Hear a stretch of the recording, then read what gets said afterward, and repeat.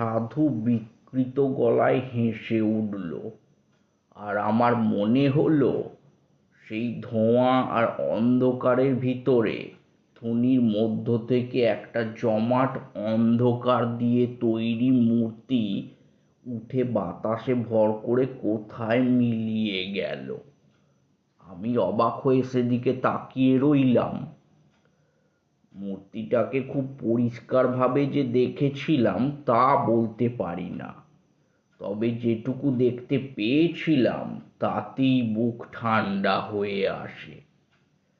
বিশাল স্থূল রাত্রির অন্ধকার দিয়ে তৈরি যেন একটা অপছায়া। সাধু বলল, দেখলে ওই বেতাল? আমি বললাম, কোথায় গেল ও? সাধু বসে বলল, এদিকে সরে এসো। আমি আসল কথাটা এতদিন তোমাকে বলিনি, আজ বলি। আজ থেকে 15-20 দিন আগে এখান থেকে মাইল 20 দূরের এক গ্রামে আমি মাধব ঘোষ বলে এক লোকের বাড়িতে রাত্রিরে আতিথ্য গ্রহণ করি। আমার মাথায় বিদ্যুৎ খেলে গেল। মাধব ঘোষ তাহলে সেদিন এই কাপালিকের কথাই বলেছিল বটে। সাধু বলে চলেছে, সেই মাধব ঘোষের বড় মেয়েটির দেহে প্রকৃত সাধন সঙ্গিনী হওয়ার সমস্ত লক্ষণ বর্তমান ছিল। বর্তমানে আমার কোনো ভৈরবী নেই। আমি পরদিন সকালে মাধব ঘোষের কাছে সাধনার জন্য মেয়েটিকে চাইলাম। মাধব তো দিলই না, উপরন্তু অকথ্য অপমান করে আমাকে বাড়ি থেকে তাড়িয়ে দিল। সে অপমানে আমার বুকে কাটা দাগ পড়ে আছে। বেরিয়ে আসার সময় মাধব আমার ঘাড়ে হাত দিয়ে একটা ধাক্কাও দিয়েছিল। আমার গায়ে হাত? আচ্ছা মাধব, এইবার দেখবো তোমাকে। আমি ভয় পেয়ে বললাম, কি করবেন আপনি? করব কি, করেছি। ওই যে বেতাল জাগিয়ে পাঠালাম, সে কোথায় গেল? পাঠালাম ওই মাধব ঘোষের বাড়ি। এইবার বুঝবে কাকে সে অপমান করেছিল। কি হবে মাধব ঘোষের? আজ তার নিজের ক্ষতি কিছু হবে না। আজ তার বাড়িতে কিছু একটা করে আসবে বেতাল। এক পক্ষ ধরে আমি বেতাল মন্ত্র জপ করে আজ আহুতি দিয়েছি। কাল অমাবস্যা, কাল পূর্ণাহুতি দেব হোম করে। ওই যে নিম কাঠের পুতুল দেখছো, ওইটা হচ্ছে মাধব ঘোষের প্রতিমূর্তি। ওই পুতুলে কাল প্রাণ প্রতিষ্ঠা করে বেতালকে চিনিয়ে দেব। তারপর বেতাল আবার কাল যাবে মাধব ঘোষের বাড়ি। তারপর তারপর পরশু মাধব ঘোষের মৃতদেহ পড়ে থাকবে উঠোনে কি আম বাগানের মধ্যে। ভয়ঙ্কর বীভৎস অপমৃত্যু। কেউ কিচ্ছুটি টের পাবে না কোথা দিয়ে কি হলো। সাধুর মুখখানা এখন আমার কাছে নেগড়ে বাঘের মতোই লাগছিল। আমি আর সহ্য করতে না পেরে বললাম, কিন্তু এ তো আপনি অন্যায় করছেন, এটা তো ঠিক নয়। সাধুর চোখ আবার ধক করে জ্বলে উঠল। পৈশাচিক ক্রোধে মুখ বিকৃত করে সে আমার দিকে তাকিয়ে বলল, কি বলতে চাইছিস তুই? আমি অন্যায় করছি? আমার যেন কেমন সাহস এসে গেল। আমি বললাম, নিশ্চয়ই অন্যায়। আপনি এই কুকর্মে লিপ্ত আছেন জানলে আমি একদিনও আপনার সঙ্গে থাকতাম না। এখানে প্রতিহিংসা পরায়ণ হয়ে আপনি মাধব ঘোষের ক্ষতি করতে চলেছেন। নরহত্যা মহা অধর্ম। মূর্খ, কাপালিকের পক্ষে প্রতিহিংসা পরায়ণ হওয়াটা অধর্ম নয়। তুই এর কি বুঝবি? থামুন, আপনার মতো নরকের কৃমি কীটের কাছে আর নয়। আমি চললাম, আপনি থাকুন আপনার কুৎসিত সাধনা নিয়ে। হন হন করে হেঁটে সেই রাত্রেই রওনা দিলাম শ্মশান থেকে। পিছন থেকে সাধু ডেকে বলল, যাচ্ছিস যা, কিন্তু শুনে যা, আজ পর্যন্ত কেউ আমাকে অপমান করে পৃথিবীতে বেশি দিন থাকতে পারেনি, মনে রাখিস। অনেক দূর চলে এসেছি, তখনও পিছন থেকে রাত্তিরের নির্জনতা ভেদ করে সাধুর উন্মাদের মতো হাসি শুনতে পাচ্ছিলাম।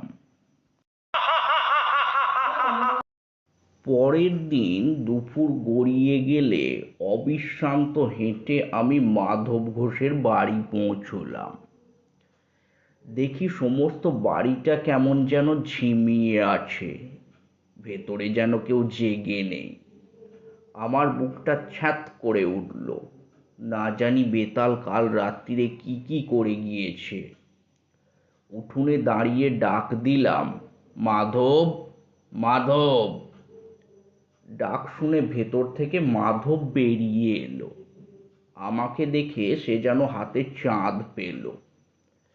এগিয়ে এসে পায়ের ধুলো নিয়ে বলল, ঠাকুরমশাই, ও আপনি এসেছেন, আমি যেন একটু বল পেলাম, ভগবান পাঠিয়েছেন আপনাকে। দেখলাম মাধবের চোখ মুখ বসে গিয়েছে। বললাম, কি হয়েছে, কোনো বিপদ আপদ হয়নি তো? আর বিপদ, গতকাল রাত্রিরে আমার দুখানা গাই মরে গেল ঠাকুরমশাই। সে কি, গরু মারা গেল কি করে? তা কি করে বলি দিকি বলুন। আশ্চর্য ব্যাপার, তখন অনেক রাত, হঠাৎ গোয়ালে কেমন একটা শব্দ শুনলাম। মনে হলো গরুগুলো হঠাৎ যেন ভয়ে ছটফট করছে। উঠে বাইরে যাওয়ার আগেই মুগলি গাইটা চিৎকার করে উঠল। গিয়ে দেখি রাঙি আর মুগলি দুটোই মাটিতে শুয়ে ছটফট করছে। কি হলো কে জানে। তখনই লোক পাঠালাম পাশের গাঁয়ে গোবর্দির জন্য। সে এলো বটে, কিন্তু কিছুই বুঝতে পারলো না। আজ সকালে মারা গেল গরু দুটো। মাধবের চোখ দিয়ে জল পড়তে লাগলো। বলল, আজ সকাল থেকে আবার মেয়েটার জ্বর, গা যেন পুড়ে যাচ্ছে। এসব তো ভালো কথা নয় ঠাকুরমশাই, আপনি এলেন ভালোই হলো। ব্রাহ্মণ মানুষ, ভিটেয় বাস করলে আমার ভয় কেটে যাবে। বুঝলাম সবই, কিন্তু আমার কি করার আছে সেটাই বুঝতে পারলাম না। আমি থাকলে যদি মাধব শান্তি পায় তাহলে থাকতে পারি, এই মাত্র।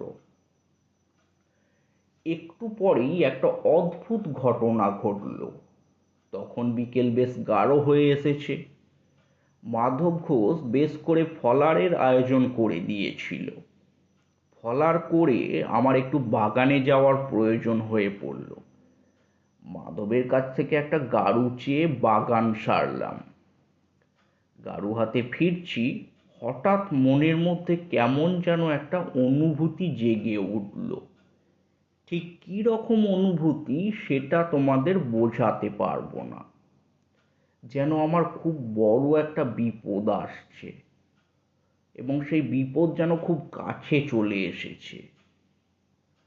ভয়ের একটা বিচিত্র অনুভূতি বুকের মধ্যে ঠেলা দিয়ে উঠল। সেই অন্ধকার নির্জন আমবাগানে দাঁড়িয়েই হঠাৎ আমার বুক যেন হিম হয়ে গেল। কেন এরকম হচ্ছে আমার?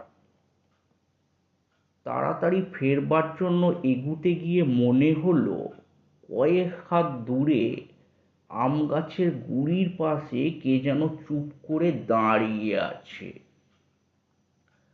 আর একটু হলে বোধহয় ভয় পেয়ে চিৎকার করে উঠতাম, কিন্তু ততক্ষণে যে দাঁড়িয়ে আছে তাকে আমি চিনতে পেরেছি। আমাদের গাঁয়ের সেই বটতলার সৌম্যমূর্তি সাধু, যিনি আমাকে বলেছিলেন আমার বিপদ ঘনিয়ে এলেই দেখা দেবেন। তাহলে কি সত্যিই আজ আমার সেই বিপদের দিন এসেছে? আমি দূর থেকেই সাধুকে প্রণাম করলাম। সাধু হেসে হাত তুলে আমাকে আশীর্বাদ করলেন। তারপর হঠাৎ কোথায় সাধু, কেউ কোথাও নেই। আমি এক অন্ধকারে গাড়ু হাতে দাঁড়িয়ে আছি। ফিরে এসে মাধব ঘোষকে ডাকলাম। বললাম, দেখো, আজ তোমার আর আমার দুজনেরই খুব বড় বিপদ। কি বিপদ তা আমি তোমাকে বলবো না, তোমার জেনেও কাজ নেই। মোট কথা, আজ তুমি আর আমি বা তোমার বাড়ির কেউ বাড়ির চৌহদ্দির বাইরে পা দেবে না। চুপ করে বাড়িতে বসে ভগবানের নাম করো। আর আমাকে এক ঘটি জল এনে দাও তো। মাধবের মুখ শুকিয়ে আরো ছোট হয়ে গেল। দৌড়ে এক ঘটি জল নিয়ে এলো সে।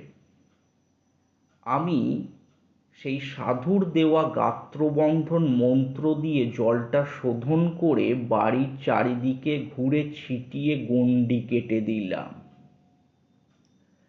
আমি বুঝতে পেরেছিলাম বিপদ শুধু আমার আর মাধবের। কাপালিক আমাকেও ছাড়বে না। আজ অমাবস্যা, আজই সে আমাদের দুজনকে বেতাল পাঠিয়ে শেষ করে দেবে। অন্যরা হয়তো নিরাপদ, তবুও সাবধানের মার নেই জেনে সারা বাড়ির চারিদিকেই গণ্ডি দিয়ে দিলাম। রাত্রিরে খাওয়া শেষ হলে আমি মাধবকে ডেকে বললাম, তুমি আর আমি আজ এক ঘরে থাকবো। বাড়ির সবাই শুয়েছে তো? আগে হ্যাঁ ঠাকুরমশাই। বেশ, এসো আমার সঙ্গে। ঘরে গিয়ে আমি মাধবকে বললাম, ওই ঘটি থেকে খানিকটা জল ঢালো মাটিতে। এই যে এই খাটের পায়ার কাছে, এইখানে। আচ্ছা, এইবার ডান পায়ের বুড়ো আঙুল দিয়ে ওই জল থেকে রেখা টেনে খাটের চারিদিকে একটা জলের গণ্ডি কাটো। নাও শুরু করো। আমি তোমার সঙ্গে মন্ত্র পড়তে পড়তে ঘুরছি। তুমি গৃহস্বামী, তোমাকেই করতে হবে, নইলে আমিই করে দিতাম। সেই গণ্ডির ভেতর খাটে উঠে আমরা দুজন বসে রইলাম। সে কি ভয়ঙ্কর রাত! আমার বুকের ভিতর এই বিচিত্র বিপদ ঘণ্টা যেন বেজে চলেছে। কি ঘটবে, কে আসছে, কি জানি। আমার পাশে চুপ করে বসে আছে মাধব ঘোষ। ঠিক মাঝরাত পেরিয়ে যাওয়ার পর হঠাৎ যেন এক ঝলক হাওয়ায় বাইরের আমবাগান কেঁপে উঠল।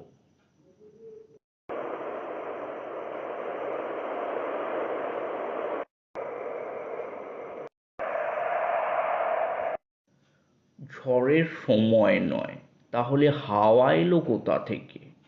ক্রমে ক্রমে সেই হাওয়া বেড়ে রীতিমতো ঝড়ে পরিণত হলো।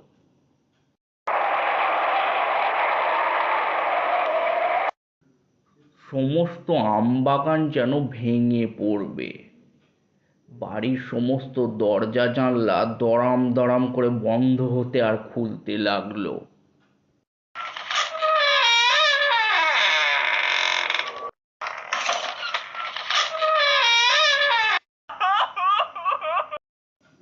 বাড়ির ভেতর থেকে মেয়েরা শব্দ করে কেঁদে উঠল।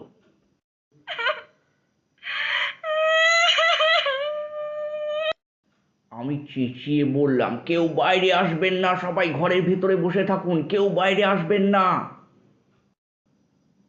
ঝড়ের শব্দের মধ্যে কার যেন বীভৎস হুংকার, বিকৃত জান্তব গলায় কে যেন অমানসিক হুংকার করছে।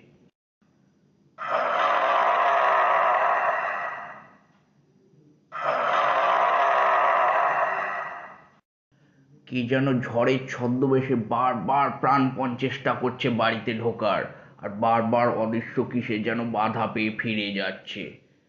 খানিকক্ষণ এরকম চলার পর হঠাৎ যেন ঝড়টা এক মুহূর্তে থেমে গেল। আবার শান্ত আমবাগান, মৃদু হাওয়ায় বাড়ির কলা গাছের পাতা নড়ছে। যে বাড়িতে ঢোকার চেষ্টা করছিল সে যেন উদ্দেশ্য সফল হবে না ভেবে ফিরে গিয়েছে। আমার বুকের ভেতরে বিপদ ঘণ্টাটাও হঠাৎ থেমে গেল। মাধব ঘোষ আতঙ্কিত চোখে আমার দিকে তাকিয়ে ছিল। আমি বললাম, আর ভয় নেই মাধব, বোধ হয় আজ বেঁচে গেলাম। সেদিন রাত্রিটা আমরা খাটে বসেই রইলাম। পরের দিন সকালেই খবর পেলাম মাধবের মেয়ের জ্বর নেমে গিয়েছে। আমি সকালেই বিদায় চেয়েছিলাম, মাধব ঘোষ কিছুতেই ছাড়লো না। খালি বলে, আপনার দয়াতেই রক্ষে পেলাম, রেঁধে খাওয়াতে পারবো জানি, কিন্তু আপনি তো ব্রাহ্মণ মানুষ, তাই রেঁধে আপনাকে খেতে হবে। তবু এবেলাটা আপনাকে থেকে যেতেই হবে। থেকে ভালোই করেছিলাম, নইলে ঘটনার শেষটুকু জানতে পারতাম না। বিকেলে মাধবের কাছ থেকে বিদায় নিয়ে বেরিয়ে প্রায় মাইল খানেক চলে এসেছি। দেখি ঘোড়ায় চড়ে এক দারোগাবাবু কোথায় যেন চলেছেন। পিছনে পিছনে দুজন পাগড়িওয়ালা সেপাই।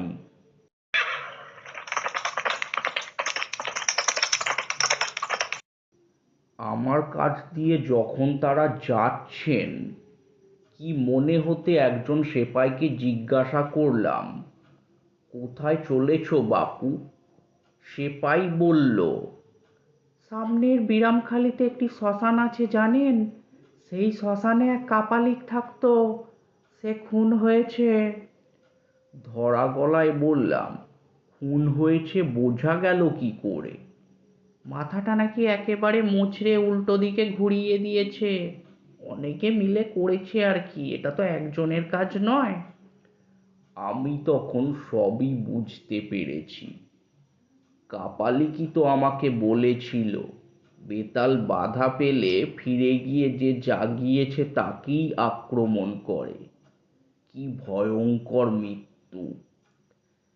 একবার তাদের সঙ্গে গিয়ে মৃতদেহটা দেখে আসার ইচ্ছে হয়েছিল, পরে সেই ইচ্ছা দমন করি। মনে মনে আমাদের গাঁয়ে দেখা সেই সৌম্য সাধুকে প্রণাম জানিয়ে আবার রওনা দিলাম। গল্প শেষ করে তারানাথ বললে, কি রকম শুনলে? আমরা বললাম, ভালোই। পথে বেরিয়ে কিশোরীকে বললাম, বিশ্বাস হলো? সে কথার জবাব না দিয়ে হেসে বলল, দিনটা তো ভালো কাটলো।